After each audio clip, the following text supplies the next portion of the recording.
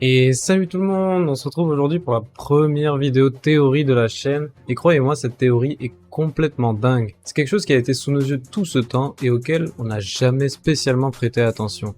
Alors préparez-vous à avoir vos cerveaux totalement retournés, car tout ce qu'on a pris pour acquis sur la famille Monkey D pourrait se révéler bien différent.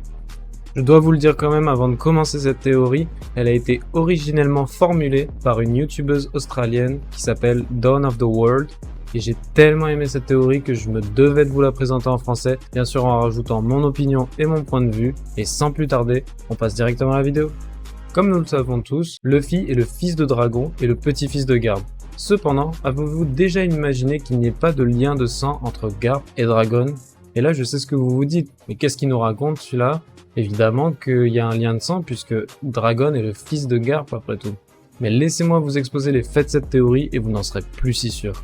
En effet, lorsqu'on voit Garp et Luffy, on peut directement voir à leur tête, à leur comportement et à un tas d'autres points communs qu'ils ont bien un lien de sang et que Luffy a hérité des gènes de son grand-père. Cependant, lorsque l'on regarde Dragon, ce n'est plus si évident que ça. Regardez cette tête! Je ne sais pas si la femme de Garp était une Bogdanov, mais il n'y a aucune ressemblance physique entre Garp et Dragon. Que ce soit leur nez, leurs yeux, leur bouche ou leur menton, rien ne correspond. On a déjà vu Garp plus jeune contre Chinjao ou Shiki par exemple, où son âge pouvait être comparable à Dragon actuellement, et là non plus il n'y a aucune similarité.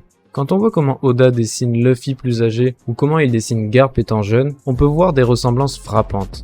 Qu'est-ce qui expliquerait alors cela? Eh bien tout simplement que Dragon et Garp ne sont pas père et fils. Garp n'a jamais fait, durant toute l'œuvre, mention de Dragon comme étant son fils. Il n'en fait référence que comme le père de Luffy. Dû à des erreurs de traduction, certains d'entre vous ont peut-être l'image de Garp disant que Luffy est le fils de son fils, mais en réalité, en japonais, Garp dit que Luffy est l'enfant de son enfant, et rien de plus. Quand on sait à quel point Oda ne laisse aucun détail dans son œuvre, pourquoi aurait-il créé cette ambiguïté dans les paroles de Garp? Les seules personnes à avoir affirmé que Dragon était le fils de Garp mot pour mot sont Koby, Elmepo et les marines présents lors de l'introduction définitive de Garp à la fin de l'arc Enies Lobby.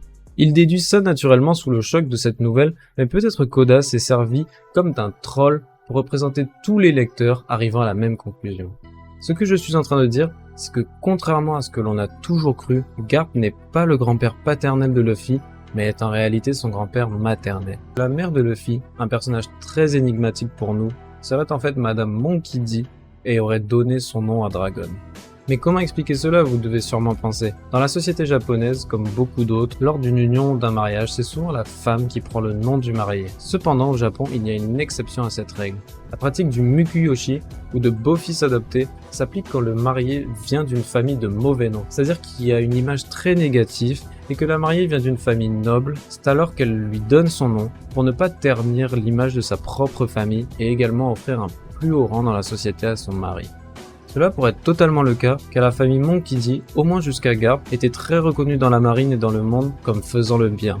Mais dans ce cas, qui serait alors le père de Dragon, lui ayant donné un nom qu'il vaudrait mieux effacer de l'histoire? Eh bien, il y a un personnage qui a été introduit tard dans l'œuvre et qui présente de fortes ressemblances avec Dragon. C'est un pirate qui était le pionnier de son ère, et dont le nom n'attire que l'infamie, un monstre oublié et effacé de l'histoire par le gouvernement. Vous voyez où je veux en venir? En effet, je parle bien de Rox D. Zebek. Oda a toujours inculqué dans son œuvre les deux côtés d'une même pièce, le yin et le yang, deux côtés opposés qui sont destinés à ne faire qu'un. D'un côté, on aurait donc un héros de la marine ayant contribué à éliminer le mal incarné et de l'autre ce mal incarné justement. Savoir que Luffy vient en réalité de ce qu'il y avait de meilleur et de pire dans le monde est un parallèle très intéressant pour la future révélation de ses origines. Je vais maintenant vous expliquer comment se serait formé ce lien entre Garp et Dragon. La bataille qui a pris place sur l'île de God Valley, l'ancienne demeure des Dragons Célestes il y a 38 ans et qui a causé la disparition des pirates des Rocks, aurait été le point de rencontre entre Garp et Dragon. Dragon, qui accompagnait sûrement son père sur son bateau, était alors devenu orphelin. Rescapé de cette bataille, où Garp, du fait de son grand cœur, l'aurait alors sauvé et recueilli, tout en cachant son identité. Et ce sera encore un parallèle fort, car Garp aurait déjà accueilli le fils du roi des pirates de l'ère précédente, bien avant Ace. On peut même dire que si la théorie selon laquelle Luffy mourrait sur l'échafaud à la fin de l'œuvre se réalisait, Garp recueillerait le fils du troisième roi des mers. Enfin, ça c'est un tout autre débat, surtout qu'il commencerait à se faire sacrément vieux. D'ailleurs, saviez-vous que Rock s'est inspiré d'un pirate brésilien nommé Rock? Et comme nous le savons, Oda a révélé que la nationalité de Luffy serait brésilienne s'il était dans notre monde. Coïncidence? Les seules personnes au courant de la vérité seraient Garp, Dragon et, tenez-vous bien, le maire de la ville de Fushia sur l'île natale de Luffy. En effet, ce serait lui qui aurait pris soin de Dragon comme Dadan l'a fait avec Ace. Ça justifierait la connaissance qu'il semble avoir de l'histoire ainsi que ces mots qu'il a prononcés à la fin du chapitre 96 en parlant de Luffy, ses rêves ou son destin, signifiant clairement que Luffy devienne un pirate a un sens au-delà de ce qu'il nous est montré, ce qui serait le cas si un pirate tel que Rox était son ancêtre. En effet, pourquoi ce serait son destin s'il ne descend que d'un marine et d'un révolutionnaire? Ça n'aurait aucun sens. Par la suite, Dragon et la fille de Garp, Mademoiselle Monkey D, se seraient liés d'amour. Dragon aurait alors adopté le nom que l'on connaît aujourd'hui et aurait alors définitivement abandonné son héritage de Dick Zebek. Quand on y pense, ça pourrait expliquer beaucoup de choses dans l'histoire de One Piece. Premièrement, pourquoi le nom Monkey D n'était pas attribué mondialement à Dragon? Pourquoi a-t-il fallu attendre la grande guerre de Marineford pour que son nom au complet soit révélé aux yeux du monde? On pourrait croire que c'est dû à une censure du gouvernement et de la marine qui ne voulait pas que le nom d'un de leurs héros soit associé à un criminel aussi dangereux. Cependant, le nom de Luffy n'a jamais été caché sur ses avis de recherche, alors qu'il aurait pu ne pas apparaître pour un pirate ne valant à l'époque que 30 millions de berries et n'étant pas encore une réelle menace. Deuxièmement, cela pourrait expliquer le positionnement de Dragon dans ce monde ainsi que la création de l'armée révolutionnaire. Après avoir assisté à la bataille de God Valley, où les Rocks se battaient pour dominer le monde et le gouvernement mondial pour conserver leur domination sur le monde, Dragon se serait rendu compte qu'autant de pouvoir ne devrait jamais être entre les mains d'un seul groupe ou d'une seule organisation. Après avoir vu autant de violence de la part de pirates et de marines, il aurait décidé qu'aucun de ces camps ne devrait avoir la possibilité de prospérer, mais plutôt que les peuples du monde devraient vivre librement, sans contrôle ni domination de quiconque sur leur vie, menant à la création de l'armée révolutionnaire, à la fois ennemie du gouvernement et des pirates. Dans la vivre carte de Dragon, Oda nous affirme que l'armée révolutionnaire a été créée il y a entre 19 et 24 ans, soit après la mort de Roger mais avant la naissance de Luffy. C'est une preuve irréfutable que cette décision de la créer vient d'un sentiment de rébellion déjà bien présent en son être intérieur, et non d'une potentielle mort de la mère de Luffy, qui d'ailleurs était avec lui en toute connaissance de cause. Pour ce qu'il en est de l'heure actuelle, il est possible qu'elle soit morte d'une façon quelconque, mais il est aussi très probable qu'elle fasse partie de l'armée révolutionnaire en secret et qu'elle soit très bien cachée pour être sûr que le gouvernement ne met jamais la main sur elle. Ça pourrait expliquer la relation tendue entre Garp et Dragon.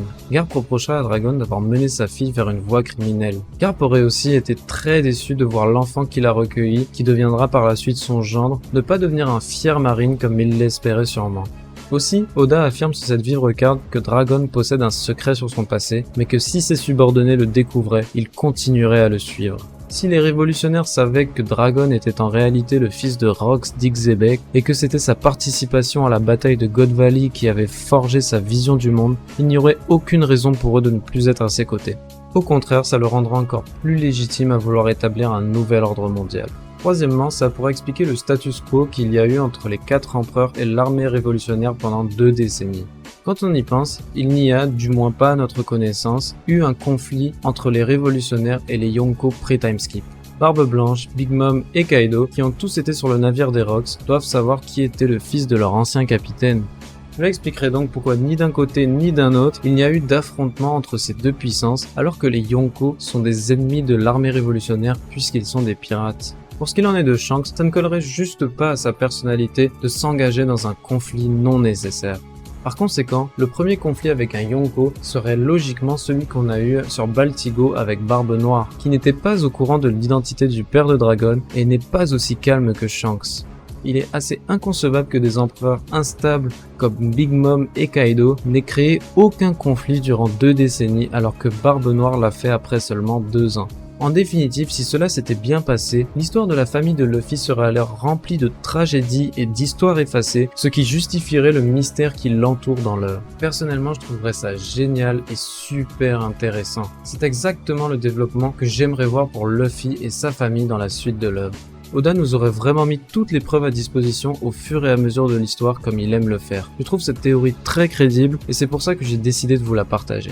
Et voilà qui conclut cette vidéo théorie. Dites-moi en commentaire ce que vous en avez pensé et si vous avez des remarques ou arguments qui supportent la théorie ou qui la discréditent. Abonnez-vous à la chaîne si ce n'est pas déjà fait pour voir les prochaines vidéos qui vont sortir très bientôt. Et en attendant le prochain chapitre de One Piece, vous pouvez toujours regarder ma dernière review sur le chapitre précédent. S'il vous plaît, lâchez un like sous la vidéo pour montrer votre support et aussi allez suivre mes autres réseaux. Allez, à la prochaine!